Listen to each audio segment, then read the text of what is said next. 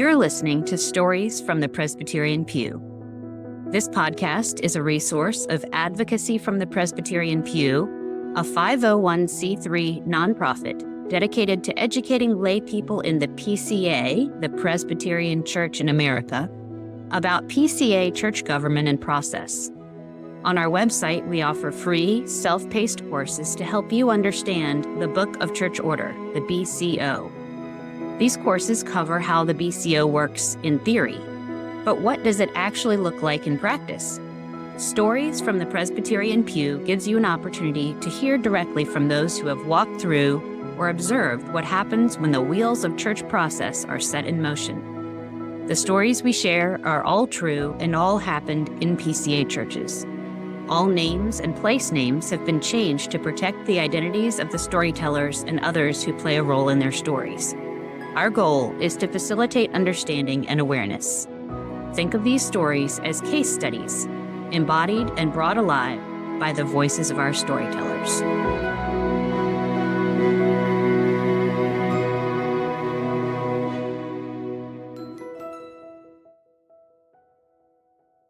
Thank you so much for being here with us today to hear the first part of Jeannie's story.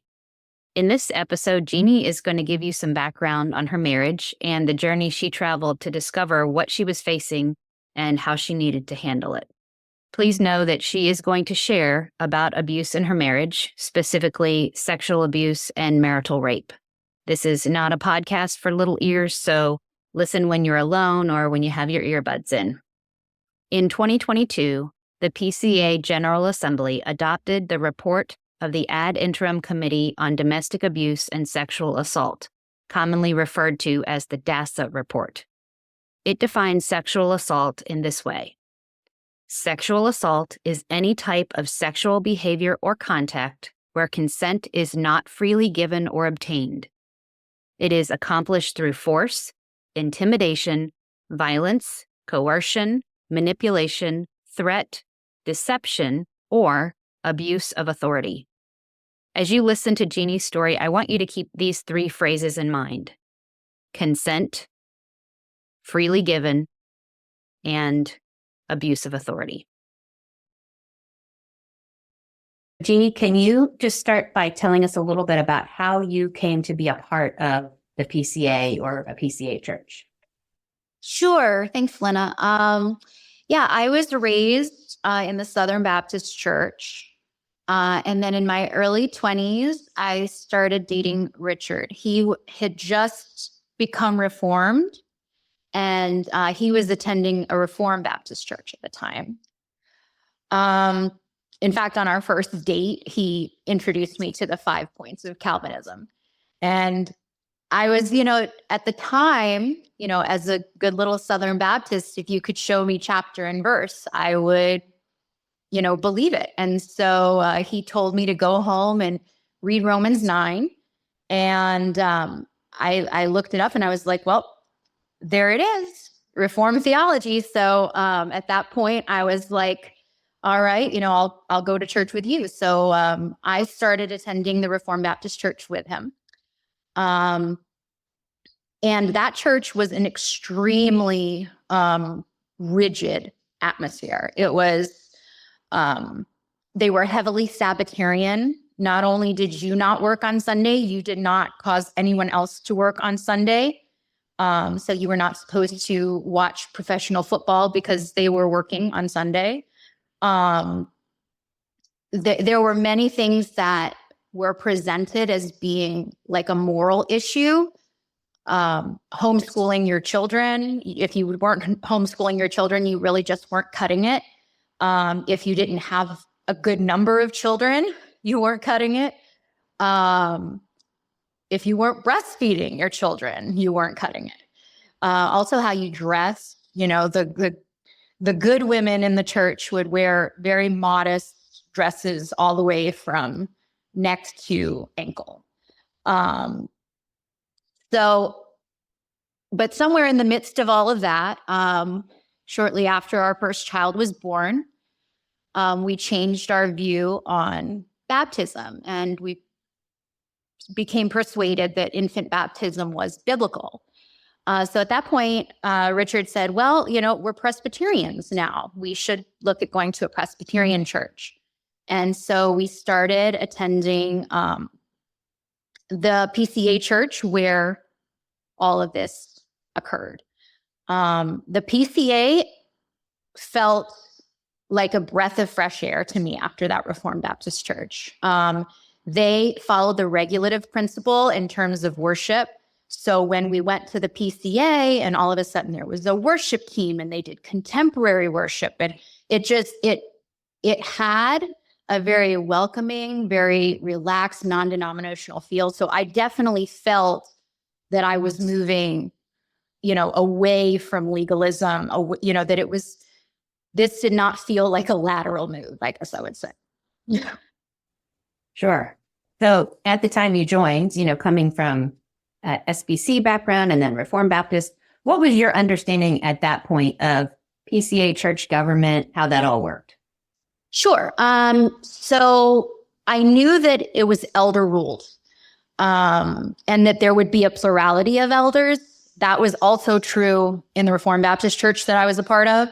And I understood that there was a system of church discipline, but I wasn't terribly concerned about that because I didn't plan on doing anything that was going to get me disciplined. I, for the most part, was someone who, wanted to be a good church member and wanted to follow the rules and do the right thing and please God. So I wasn't really worried, that I would ever have a need to be a part of the church discipline process. And you pretty quickly became involved in your local PCA church and serving in all different kinds of ways. How were you plugged in at that point? Yeah. So the first thing that we did was when we got to the church, they were always looking for people to host small groups in their home. They actually had a waiting list of people who wanted to be in a small group. So we opened our home fairly quickly and started having a group meet in our house. We tended to cater to the young families. So we even had a babysitter that was there on the night the group met, and the babysitter would watch the kids in one room so we could have our study separately. Once we went through the membership classes and actually joined the church, then I was able to join the worship team, and I was on the worship team there for over 10 years. I was a very visible member of the team too. So that, people in the church knew me because of that.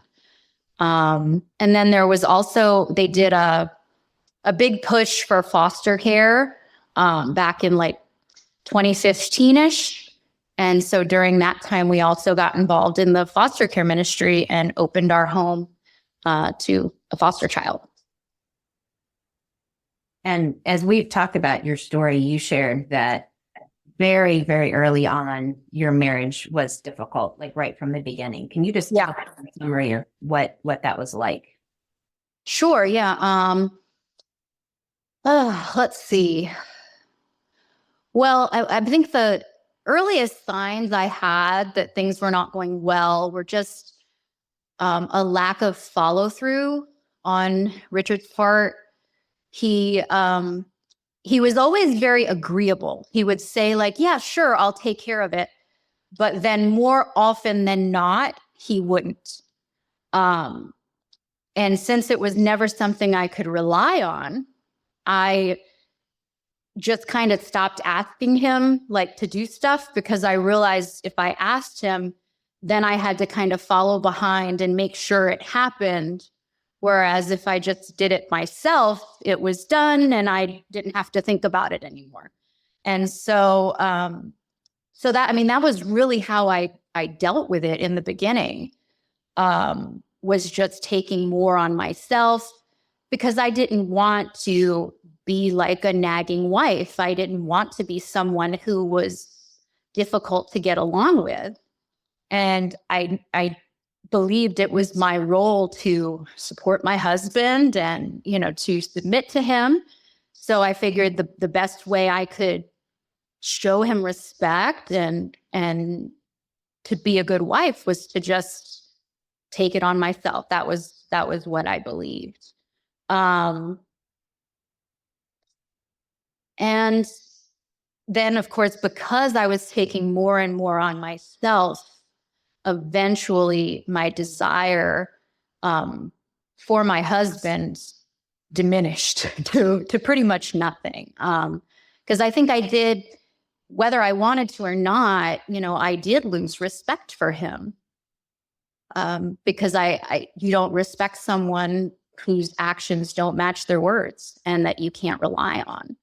And it wasn't that I wanted to feel that way, but it was just kind of the natural progression of being unsupported at home. But I was raised to believe that women were not to deny their husbands. And because I was raised that way, I just kept on agreeing to satisfy him. And for a period of time, it was kind of like I didn't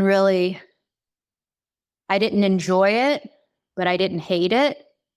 And I would think, okay, well, it's not going to get any worse than this. And so I just keep going. And then all of a sudden it would be like the floor fell out from under me. And instead of it just not being enjoyable, it was unpleasant.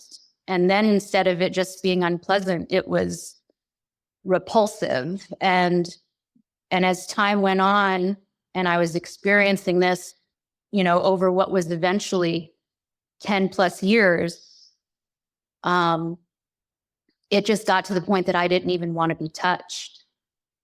Yeah. And so much connection there between, the sexual relationship and just the emotional connection that's happening in a marriage. They're not like two separate things. They really are very intertwined with each other. So did you know early on that what you were experiencing was abuse? What were your impressions of your marriage struggles?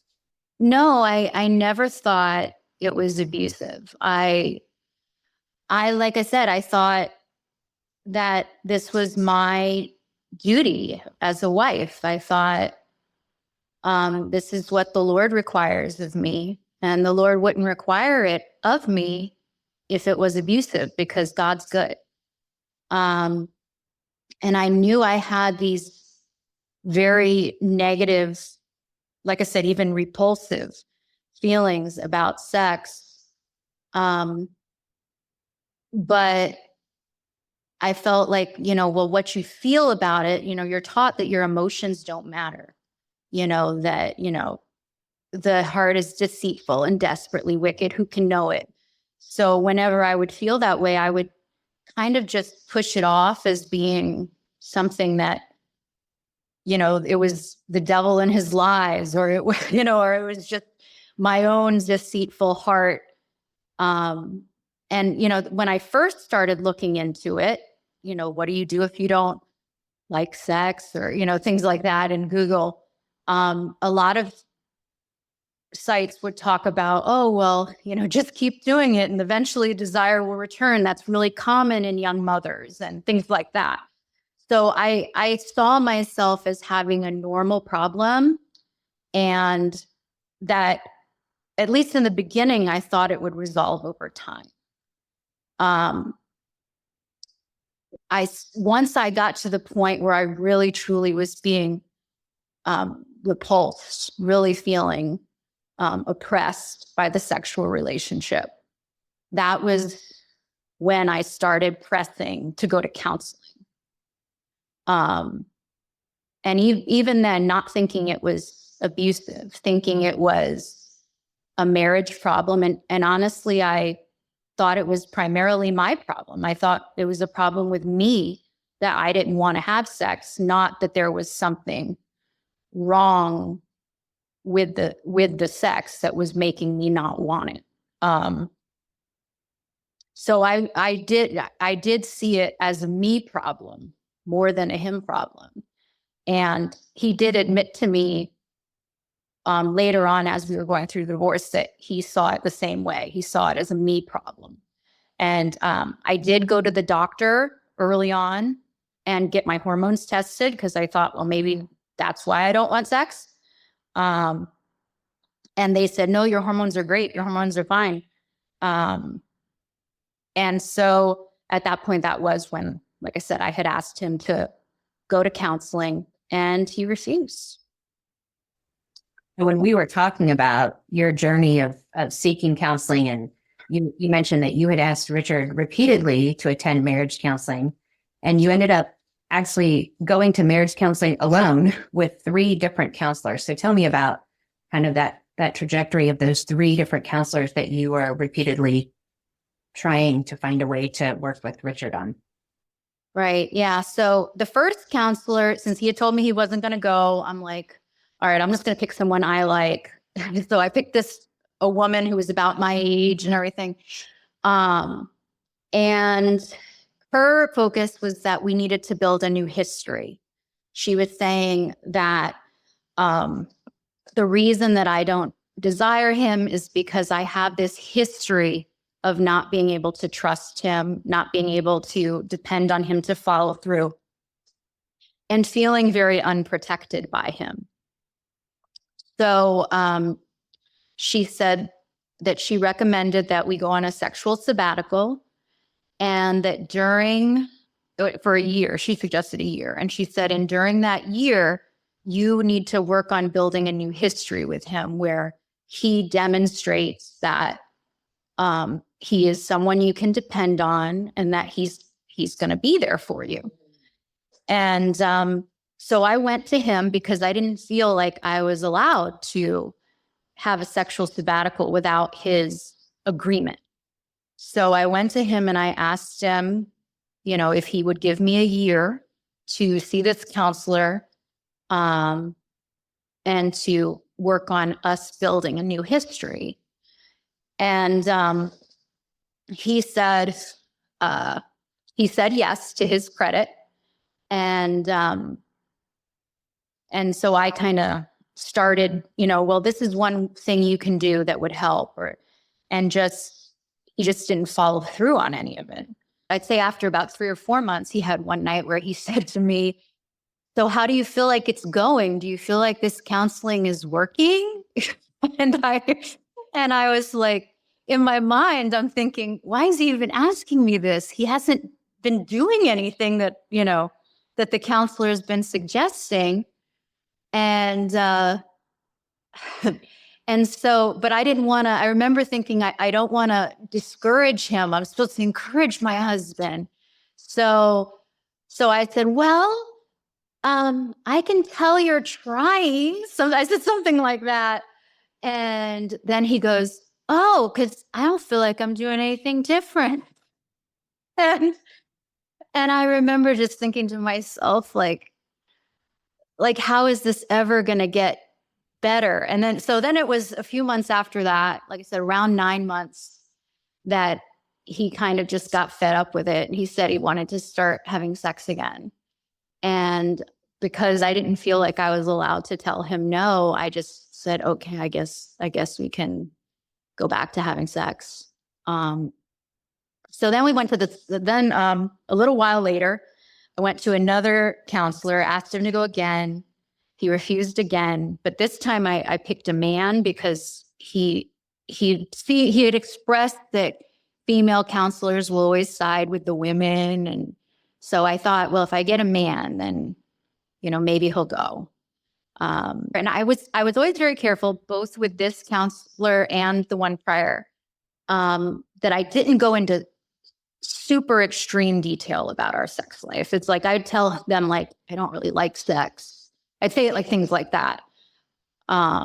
Or I'd say like that sex is not enjoyable for me, things like that. But I would never actually like describe what the sex was like.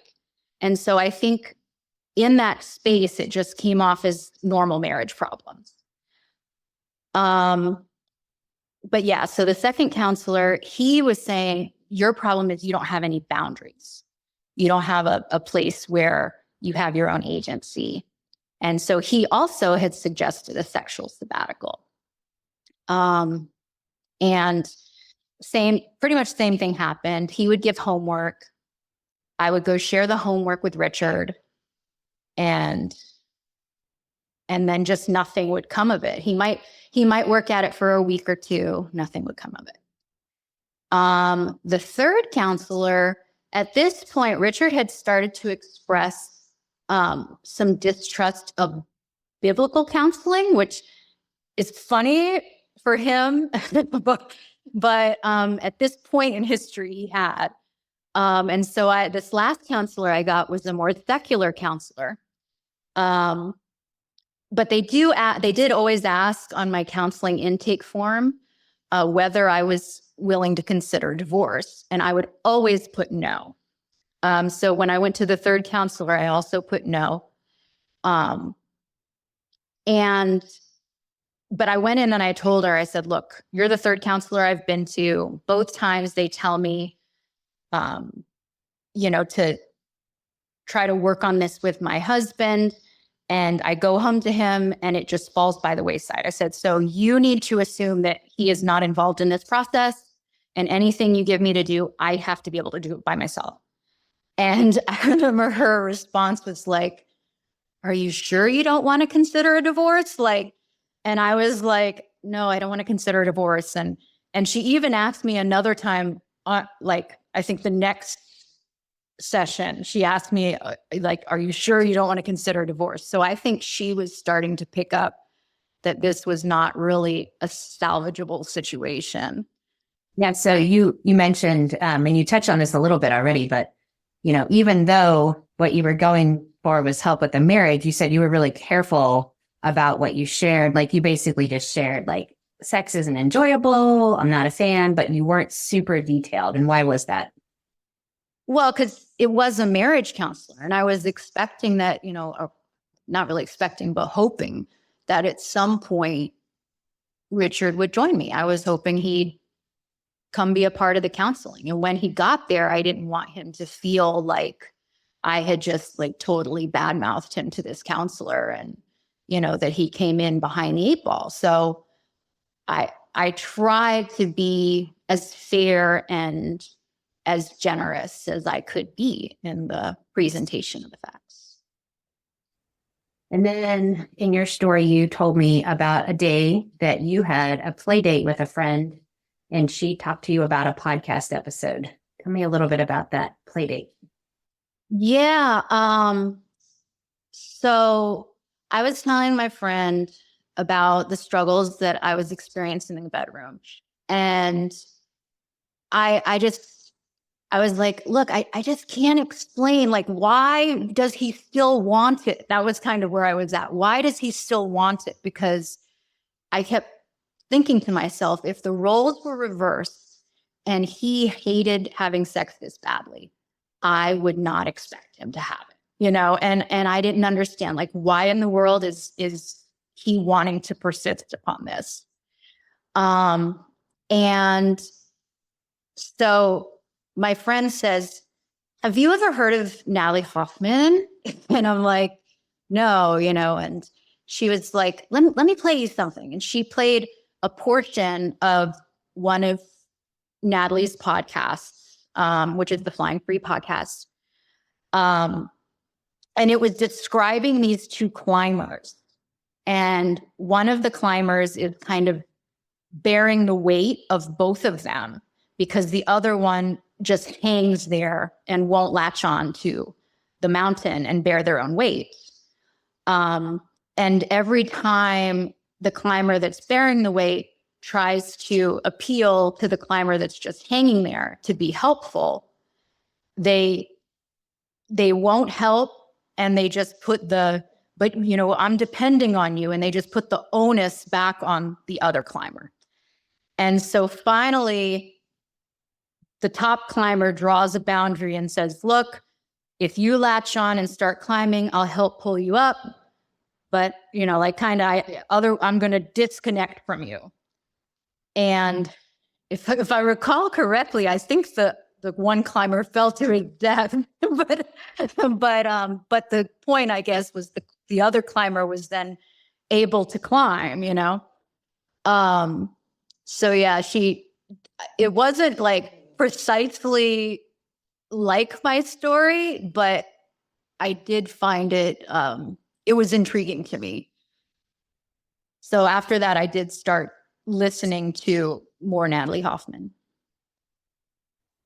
So as you started exploring more about with Natalie Hoffman's podcast, what did you come across that did seem really directly relevant to what you were struggling with?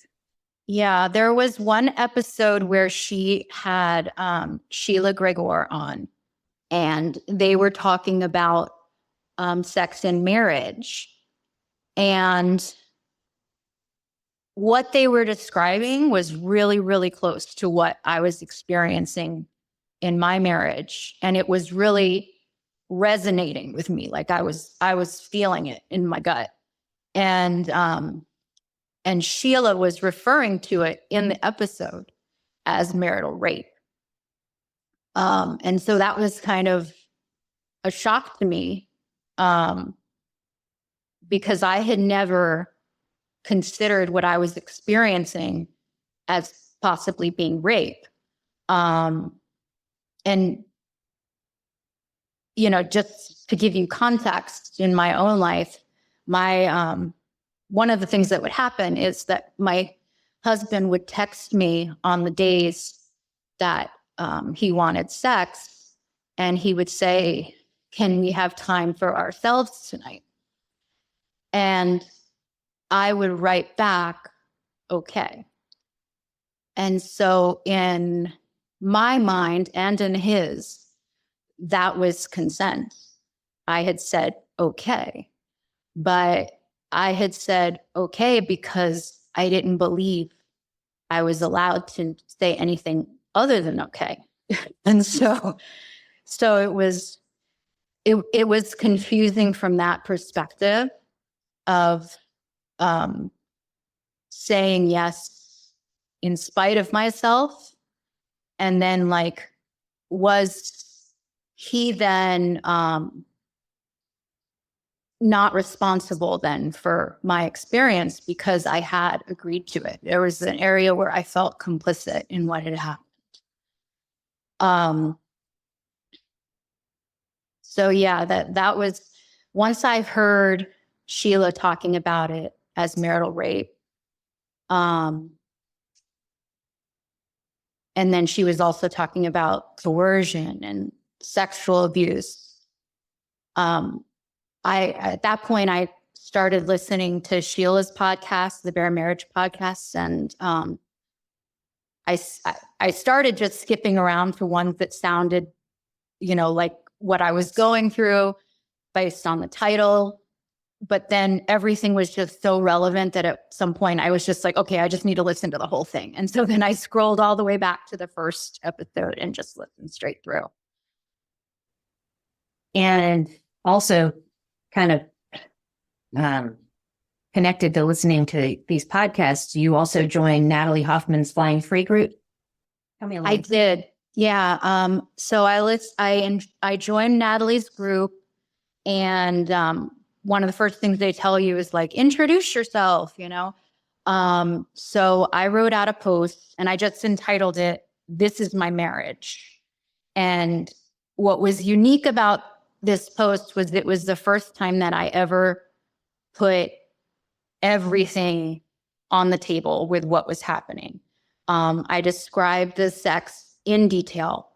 I didn't try to just sugarcoat it and say, "Oh, I just don't like sex," or, and once I put that out there, first of all, it got definitely that week, it was the most popular post. It had, I think, over 70 comments on it. And the one that stood out to me a lot was at best, this is coercion. At worst, it is sexual assault. And then Natalie herself chimed in and was like, "Yep, what you're experiencing is abuse. It's mental abuse, it's emotional abuse, it's spiritual abuse, it's physical abuse, it's all of the above." And, that was the first time that that someone used the word abuse in response to my particular marriage. And you told us a while ago that you had gone to several counselors, but those counselors were more like you were thinking this would be marriage counseling. And so you were kind of guarded as to what you shared because, you were hoping perhaps Richard would eventually join you. But at a certain point, you decided you really needed your own personal counselor. And what was it that really prompted you to make that decision? Oh yeah, my health started going like I was having physical symptoms. My anxiety was like through the roof. And I've always had migraines, usually hormonal type migraines, but it got to the point where I was having more migraine days than non-migraine days.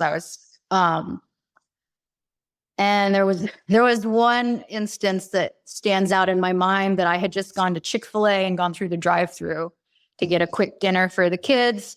And as I'm, pulling out of the drive-through, one of the sodas fell over into the back seat of the car. And my vision just instantly went tunnel vision. And I thought I was going to pass out. It was like that experience of the Coke falling. I was already so close to the edge that, it was the last straw. And I had to like pull the car over and take deep breaths and, get myself back just so I could continue with my day. I was having panic attacks and I developed an eye twitch, just a lot of things like that. I also got diagnosed with a thyroid condition where it's called Hashimoto's disease, where basically your body attacks your thyroid as if it's a foreign body. So I was having all of these things start happening, and I started to realize this is all stress related. So I need to figure out a way to manage my stress. And so I went to a personal counselor, and since the counselor was, only for me, I just shared everything. I told them everything that I told them on the Flying Free group. And I didn't worry, that Richard would think I was bad mouthing him. So I gave her like full details of our sex lives, of our marriage. And immediately she goes, what you're describing is abuse. And she's a Christian counselor. So she goes, and biblically you are free to leave. Like she told me that. And up until this point, I believed I was very much like into marriage permanence. Like I did not believe that there was really, a reason that I could leave. Unless, and I saw myself as if I leave, I'm going to be in a state of willful and unrepentant sin. And if I'm in that state, then, even my salvation is in question. Like I was that worried. I was worried I was going to go to hell. And so having her tell me that I was free to leave was really empowering. So obviously, as a Christian and with, all of the teaching that you'd grown up with, there was a lot there for you to process. It's not as simple as like, oh, well, in a half an hour, I can just change my views on all this. So what were some of the, concerns or objections in your mind that your counselor helped you to process? Okay, I'm going to start with in the church. I kind of had this image that if the church did not agree to my getting divorced, that I wasn't allowed to get divorced. So if the church didn't agree and I had, that I had to be under their authority, that I had to follow what they said, or else I would be at enmity with God. So that was definitely one thing that I had to process. I had to get this idea that, that what the elders said or what they thought was not really what Jesus thought, and that they can't infallibly speak for him. I also had to get through the idea that I had to stay for my children. There's a lot of talk out there about how we're going to ruin our children if we get divorced, and our children are never going to recover, and they're going to get divorced themselves because you got divorced. And it puts a lot of fear into the idea of getting divorced, because you feel like you failed not only your marriage, not only God, you failed your children, and now their lives are going to be worse. So I had to make that switch where instead of I'm staying for the kids, where I had to embrace the idea that I'm leaving for the kids so that they can have a healthy mom, so that they can see their mother happy and fulfilled, and that they can have a home that doesn't have tension. And then the last thing I would say that I really had to process through was this idea of me needing to be compassionate to Richard. Because whenever I would start thinking about leaving, I would get this whole, but I need to have compassion on Richard. And I think as Christians, we're really trained in that way, that we need to put everyone else before ourselves. And as a matter of fact, ourselves probably doesn't even matter. If we're choosing between someone else and us, it's got to be someone else every single time. And so I felt like I was in this position where if I chose to leave, I was being selfish. I was going against God, because God would want me to put Richard first. And so my counselor said that she wanted me to switch the thought, instead of Richard needs compassion, to Jeanie needs compassion, and have a little compassion on myself for once. Absolutely. And so after processing many of these things, you eventually shared with Richard what you had been discussing in counseling, and what was his response? He was angry. He told me that that I was going through a midlife crisis, because I think I was either just about to turn 40 or I had just turned 40. And so yeah, he was telling me I was having a midlife crisis, and that basically that I've wanted a divorce for a long time, and I just finally found a counselor and a group that is telling me it's okay. And so I've latched onto that because they're telling me what I want to hear. And he adamantly disagreed that we were at the level of a divorce. He started like going back into the idea of like, we'll go to counseling with the church. And he's like, I've already talked to one of the pastors, and he said that he'll see us, but you need to forgive me first. And I said, you haven't even apologized. And he actually told me, he said, well, if I apologize, that's me saying I did something wrong. And I don't think I did anything wrong. And, I had told him at one point, like, I don't feel like I have agency over my own body. And he said, well, I don't feel like I have agency over my own body. And I said, well, what do you mean? And he goes, well, I have to go to work every day, whether I want to or not. And I said, well, don't you see how that's like a little bit different than intimacy? And then I said, that there are things I have to do every day. I have to take the kids to school, homeschool. I said, do you see the difference there? And he just kind of stood by his statement.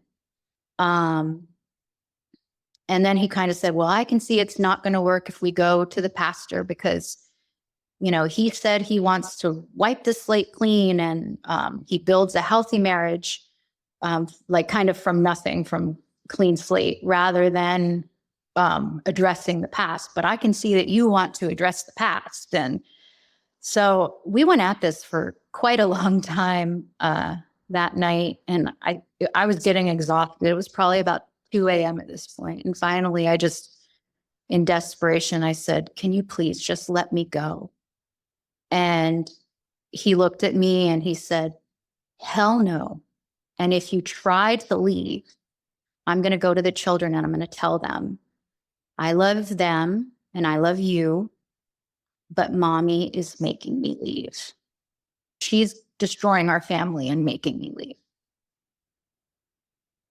We're pausing the story just as Jeanie has reached a point of decision. In the next episode, Jeanie will share her experience of reaching out to her pastor and other church leaders for help. If Jeanie's struggle with the things she was taught about marriage and divorce resonates with you or raises questions, I encourage you to read the paper Divorce and Domestic Abuse by PCA pastor and founder of Refuge Ministries, Shane Waldron.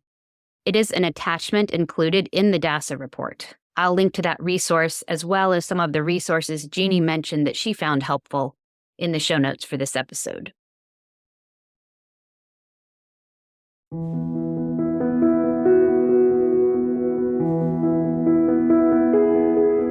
Thank you for listening to today's episode. Stories from the Presbyterian Pew is a resource of Advocacy from the Presbyterian Pew, a 501c3 nonprofit. We are 100% volunteer run and 100% donor supported. We want to keep this podcast ad-free, but in order to do that, we need the financial support of listeners like you. To make a one-time or recurring contribution, please visit presbyterianpew.org/donate. If you are interested in learning more about the governing document of the PCA, the Book of Church Order, please check out our free self-paced courses at presbyterianpew.org/courses. And if you have a question about PCA church government or something you have experienced in a PCA church, you can reach out through the form on our website at presbyterianpew.org/contact. Towards hope and healing, I'm Lena Sutherland with Advocacy from the Presbyterian Pew.